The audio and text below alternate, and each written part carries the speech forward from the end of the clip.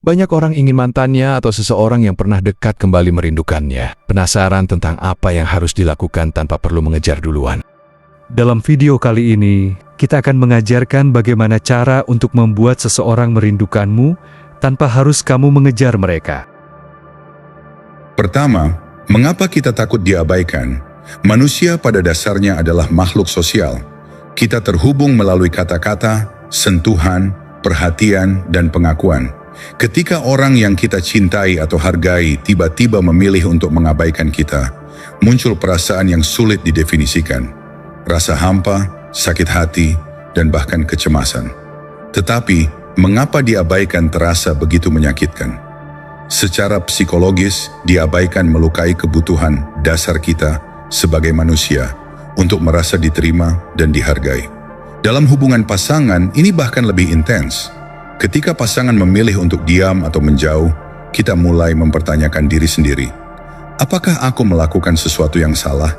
Apakah aku tidak cukup baik? Pikiran-pikiran seperti ini tidak hanya menyiksa secara emosional, tetapi juga mengikis harga diri.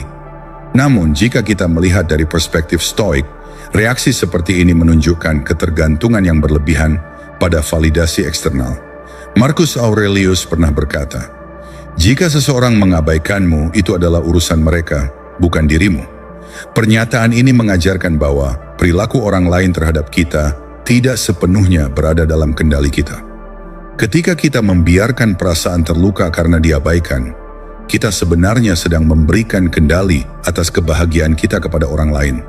Sebagai contoh, bayangkan seseorang yang mencoba berbicara dengan pasangannya tentang masalah yang serius. Pasangannya alih-alih merespons, justru sibuk dengan ponselnya atau bahkan meninggalkan ruangan tanpa kata.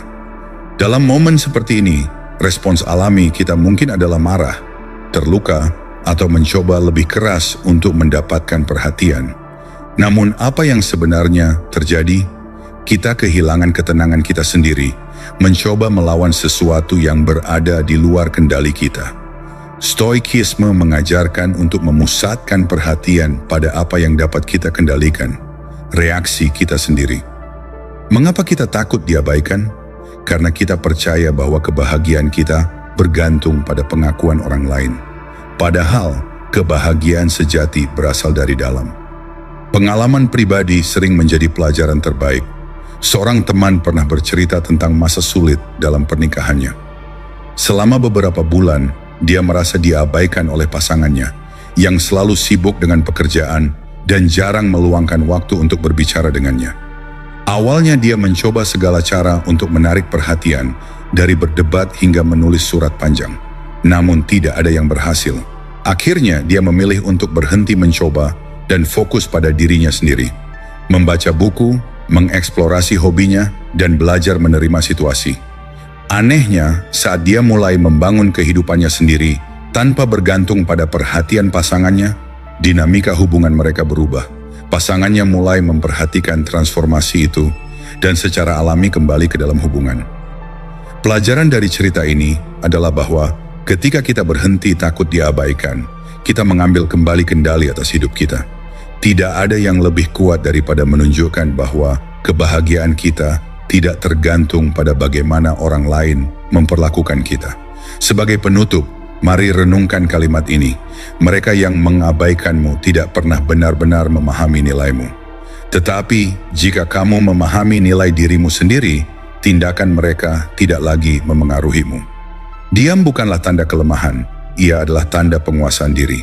Dengan mempraktikkan seni diam, kita menunjukkan bahwa harga diri kita terlalu berharga untuk disandarkan pada orang lain. Kedua, mengapa diam adalah kekuatan yang sebenarnya? Ketika seseorang memilih untuk mengabaikan kita, biasanya ada dorongan untuk merespons, untuk berbicara, membalas, atau mengungkapkan kekecewaan. Kita ingin mereka tahu betapa terluka hati kita, betapa pentingnya perhatian mereka bagi kita. Namun pada saat itu dia menjadi pilihan yang paling kuat dan bijaksana. Salah satu ajaran utama dalam Stoikisme adalah pengendalian diri. Seperti yang disampaikan oleh Seneca, keheningan adalah kekuatan terbesar yang dapat kita miliki. Ketika kita memilih untuk tetap diam dalam menghadapi pengabaian, Kita tidak hanya menjaga ketenangan kita, tetapi juga mengirimkan pesan yang sangat kuat. Kita tidak memerlukan validasi dari orang lain untuk merasa lengkap.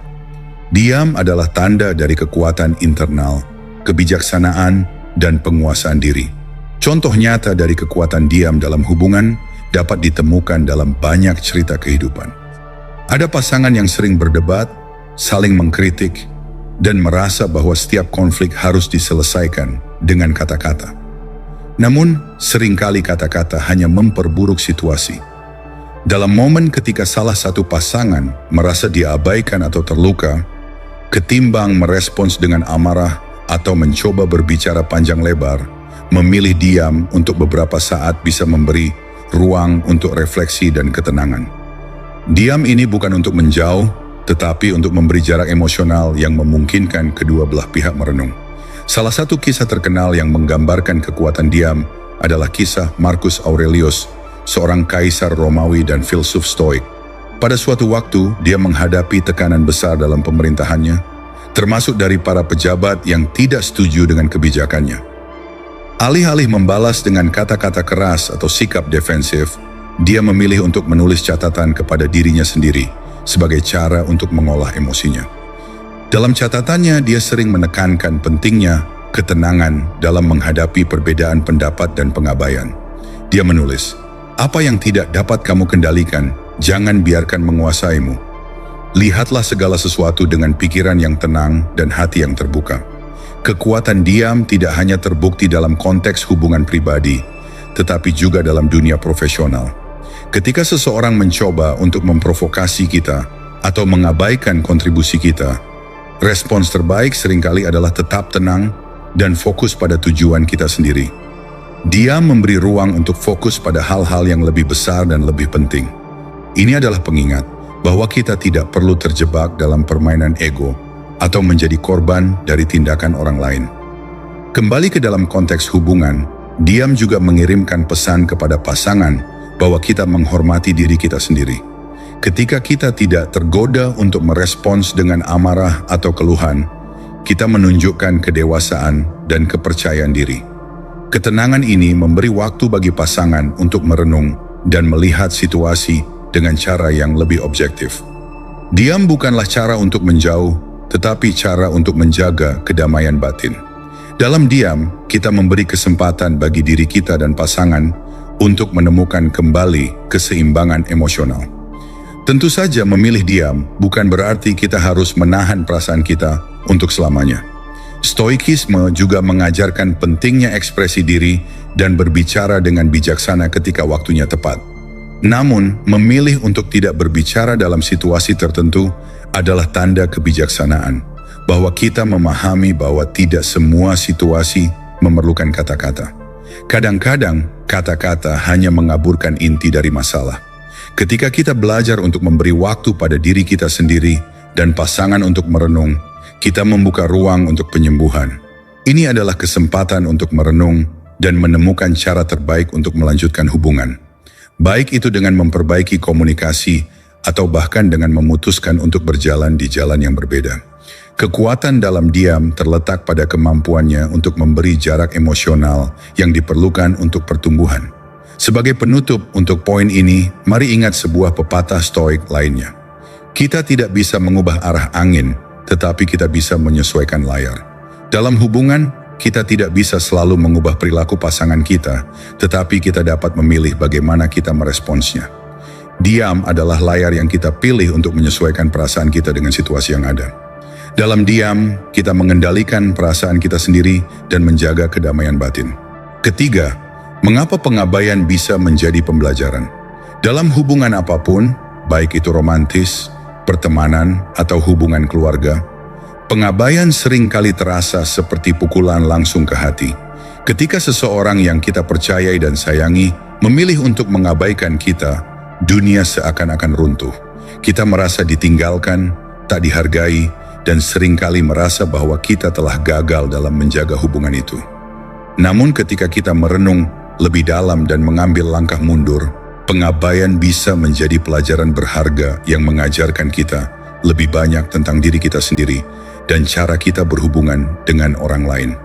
Bagi banyak orang, Pengabaian memunculkan perasaan kecewa yang sangat dalam. Ada keinginan kuat untuk mendapatkan perhatian, pengakuan, dan kasih sayang dari orang lain, terutama dari pasangan atau orang yang kita anggap penting. Ketika mereka mengabaikan kita, perasaan ini bisa berubah menjadi luka emosional yang sulit disembuhkan. Namun menurut Stoikisme, perasaan ini adalah sebuah ujian untuk memahami ketergantungan kita pada orang lain dan untuk melihat apakah kita benar-benar mengandalkan kebahagiaan kita pada orang luar. Epictetus, seorang filsuf Stoik, pernah mengingatkan, kebahagiaan tidak bergantung pada apa yang terjadi pada kita, tetapi pada bagaimana kita meresponsnya. Pernyataan ini menjadi kunci dalam memahami mengapa pengabaian bisa menjadi momen pembelajaran. Daripada menganggap pengabaian sebagai kekalahan atau penderitaan, kita bisa melihatnya sebagai kesempatan untuk mengubah cara kita meresponsnya. Pengabaian bukanlah refleksi dari ketidakmampuan kita dalam menjaga hubungan, melainkan kesempatan untuk menilai kembali bagaimana kita memperlakukan diri kita sendiri dan mengapa kita terlalu bergantung pada orang lain untuk merasakan kebahagiaan. Mari kita lihat contoh seorang individu yang sedang berada dalam hubungan jangka panjang. Pasangan mereka yang dulunya sangat peduli, tiba-tiba menjadi jauh dan tidak lagi memberikan perhatian yang sama seperti dulu.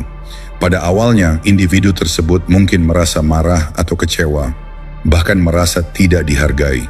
Namun jika individu ini mampu mengambil langkah mundur dan melihat situasi tersebut melalui lensa stoik, mereka mungkin mulai menyadari bahwa perasaan terluka mereka berasal dari ketergantungan emosional pada pasangan.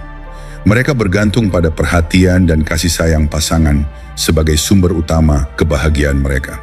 Ketika pasangan mengabaikan mereka, mereka merasa kehilangan bagian dari diri mereka sendiri. Namun setelah sedikit refleksi, mereka menyadari bahwa kebahagiaan sejati tidak berasal dari orang lain, tetapi dari diri mereka sendiri. Stoikisme mengajarkan kita untuk fokus pada hal-hal yang dapat kita kendalikan, dan dalam hal ini yang kita kendalikan adalah bagaimana kita merespons pengabaian tersebut. Kita tidak dapat mengendalikan tindakan orang lain, tetapi kita dapat mengendalikan cara kita merespons situasi tersebut. Pengabaian memberi kesempatan untuk melihat ke dalam dan bertanya pada diri sendiri, apa yang sebenarnya saya butuhkan dalam hubungan ini? Apakah kita mencari validasi eksternal? Apakah kita bergantung pada orang lain untuk merasa lengkap? Ketika kita mulai menjawab pertanyaan-pertanyaan ini dengan jujur, kita membuka diri untuk pertumbuhan pribadi. Kita belajar untuk tidak menjadikan kebahagiaan kita sebagai sesuatu yang bergantung pada orang lain, melainkan pada hubungan yang sehat dengan diri kita sendiri. Pengabaian juga mengajarkan kita tentang pentingnya kedewasaan emosional. Dalam hubungan yang sehat, kedua belah pihak harus dapat menerima satu sama lain dalam keadaan terbaik dan terburuk mereka. Namun kedewasaan emosional memungkinkan kita untuk menerima bahwa kita tidak bisa selalu mengharapkan respons atau perhatian yang kita inginkan dari orang lain. Dalam hal ini, pengabaian bisa mengajarkan kita untuk menerima perasaan kita tanpa harus mencari konfirmasi dari luar. Kita belajar untuk menerima perasaan terluka kita, tetapi tidak membiarkan perasaan tersebut menguasai kita atau menentukan siapa kita. Menghadapi pengabaian dengan tenang bukan berarti kita harus menyembunyikan perasaan kita atau mengabaikan ketidaknyamanan yang kita rasakan. Sebaliknya, ini adalah kesempatan untuk merasakan dan mengakui perasaan kita dengan bijaksana. Stoikisme mengajarkan bahwa kita harus berusaha untuk tidak melibatkan emosi kita dalam situasi yang berada di luar kendali kita. Dengan demikian, ketika kita merasa diabaikan, kita dapat merasa marah atau kecewa, tetapi kita tidak membiarkan perasaan ini mengendalikan kita atau menentukan reaksi kita. Kita memilih untuk merespons dengan kebijaksanaan, memahami bahwa perasaan tersebut hanyalah bagian dari pengalaman manusia, dan kita dapat terus maju dengan kedamaian batin. Sebagai contoh lainnya, seorang wanita yang merasa diabaikan oleh suaminya mulai merasa kesepian dan terluka. Namun, daripada larut dalam perasaan tersebut, dia memutuskan untuk memberi waktu untuk dirinya sendiri. Dia mulai fokus pada hal-hal yang memberinya kebahagiaan, menyibukkan diri dengan hobi, berinvestasi dalam pengembangan diri, dan merawat dirinya secara emosional. Dalam proses ini, dia menemukan kembali rasa percaya diri yang telah hilang. Ketika suaminya menyadari perubahan ini dan mencoba mendekatinya, wanita tersebut sudah memiliki ketenangan batin yang lebih besar dan tidak lagi tergantung pada perhatian suaminya untuk merasa dihargai. Proses ini menunjukkan bagaimana pengabaian bisa menjadi kesempatan untuk kita belajar tentang ketergantungan emosional kita dan mengarah pada pemahaman yang lebih dalam tentang diri kita sendiri. Pengabaian tidak perlu menjadi akhir dari sebuah hubungan, tetapi bisa menjadi titik awal untuk sebuah transformasi pribadi yang lebih kuat. Pada akhirnya, pengabaian adalah cermin yang memperlihatkan ketergantungan kita pada orang lain dan memberi kita kesempatan untuk melepaskan diri dari ketergantungan tersebut. Ketika kita mampu melihat pengabaian sebagai pelajaran, kita tidak hanya menjadi lebih kuat dalam menghadapi kesulitan dalam hubungan, tetapi juga lebih bijaksana dalam menyikapi kehidupan secara keseluruhan. Keempat, pengabaian sebagai ujian kesabaran dan ketahanan emosional. Pengabaian dalam hubungan bukan hanya menyakitkan, tetapi juga merupakan ujian berat bagi ketahanan emosional kita. Ketika seseorang yang kita anggap penting mengabaikan kita, emosi kita seringkali terasa seperti ombak yang datang begitu kuat. Kesedihan, amarah, kekecewaan, semuanya datang bersamaan. Namun dalam momen-momen seperti ini, Stoikisme mengajarkan kita untuk menjadikan pengabaian sebagai kesempatan untuk menguji dan mengembangkan kesabaran serta ketahanan kita. Ketahanan emosional bukanlah sesuatu yang kita miliki sejak lahir. Ia dibentuk melalui pengalaman, melalui tantangan yang kita hadapi dan cara kita meresponsnya. Salah satu prinsip dasar Stoikisme adalah bahwa kita tidak dapat mengendalikan peristiwa di luar diri kita, tetapi kita bisa mengendalikan reaksi kita terhadap peristiwa tersebut. Oleh karena itu, ketika seseorang mengabaikan kita, kita bisa memilih untuk merespons dengan kedamaian batin, bukannya dengan reaksi emosional yang destruktif. Salah satu tokoh Stoik terkenal, Seneca, pernah mengatakan, kesulitan memperkuat jiwa kita. Tidak ada yang lebih kuat daripada jiwa yang ditempa oleh ujian yang berat. Ini adalah pandangan yang sangat relevan ketika kita berbicara tentang pengabaian. Pengabaian adalah ujian yang menantang kita untuk mengatasi perasaan kita dan menahan diri agar tidak terjerumus dalam reaksi impulsif. Dalam pengabaian, kita dipaksa untuk menghadapi kenyataan bahwa kita tidak selalu dapat mengendalikan bagaimana orang lain memperlakukan kita. Namun, kita bisa mengendalikan bagaimana kita bereaksi terhadap pengabaian tersebut. Tantangan terbesar dalam menghadapi pengabaian adalah resistensi untuk menyerah pada emosi negatif. Ketika kita merasa diabaikan, dorongan alami kita adalah untuk mencari perhatian dengan cara apapun. Kita ingin menunjukkan betapa kita terluka, betapa kita layak untuk diperhatikan, namun semakin kita berusaha untuk mengatasi perasaan kita dengan mencari pengakuan eksternal, semakin kita mengabaikan kedamaian batin kita sendiri. Disinilah ketahanan emosional menjadi sangat penting. Mari kita lihat sebuah contoh dari kehidupan nyata. Seorang pria yang telah berpacaran selama bertahun-tahun dengan pasangannya merasa diabaikan